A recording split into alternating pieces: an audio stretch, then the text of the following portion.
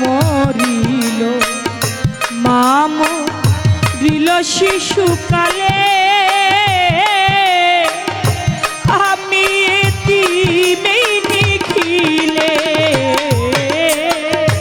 জন্মের আগে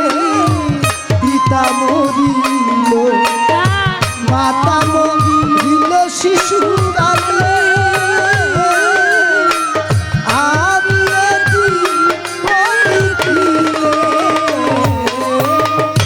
জন্মের আগে পিতা মরিল মা মরিল শিশুকালে আমি এতিমেই নিখিলে ওই আমার বাবাকে ওই আমার মাতাকে ওই আমার পিতাকে ওই আমার মাতাকে ওই আমার পিতাকে ওই আমার মাতাকে করিতে পারি নাই খেদমত করিও নবীর উম্মত করিও আমার উম্মত করিতে পারি না আমি যে করি না করিতে পারি না পিতা মাতা খেদিব করিও না বিদুম্মত করিও না বিদুম্মত বাবাকে তোমার বাবা জানিও মদিনা জানিও মাকে যদি কারো বাঁচিয়া থাকে বাবাকে তোমরা বাবা জানিও মদিনা জানিও মাকে যদি বাঁচিয়া থাকে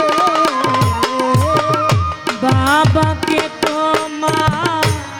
বাবা জানিও মদিনা জানিও মাকে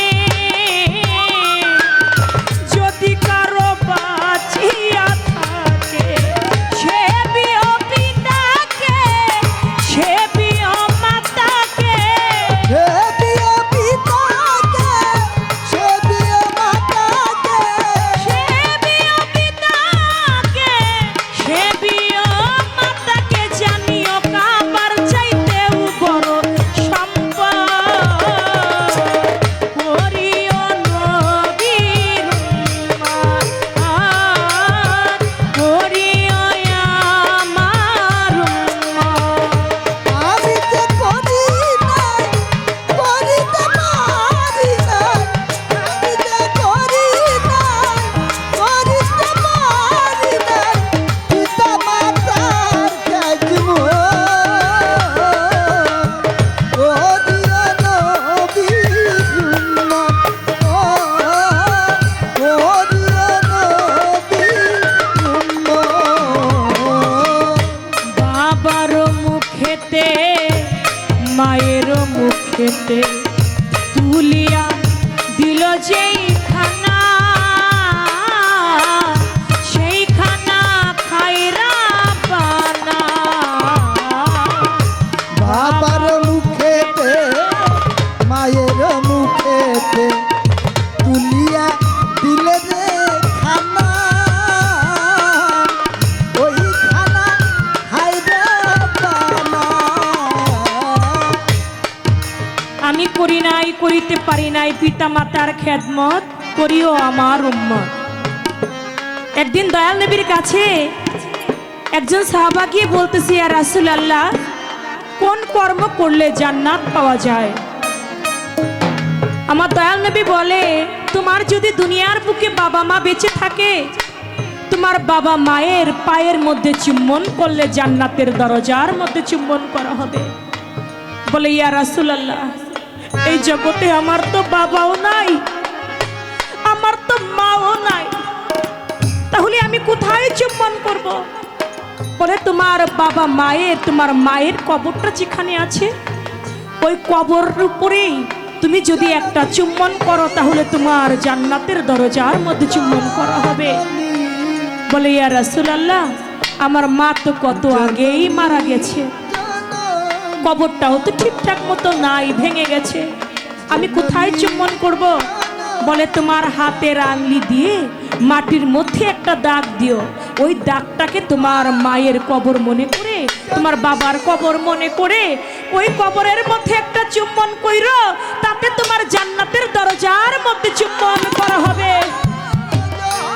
দুনিয়ার বুকে এই ধন যার আছে সে তো সৌভাগ্যবান, যার নাই তার মতো এতিম দুনিয়ায় আর কেউ নাই। তাই আমার নবী বলেছে, আমি পৃথিবীতে দুটি কাজ করতে পারি না, একটি হচ্ছে বাবার খেদমত, দ্বিতীয়তে হচ্ছে মায়ের খেদমত। তোমরা যারা আমার উম্মত আছো,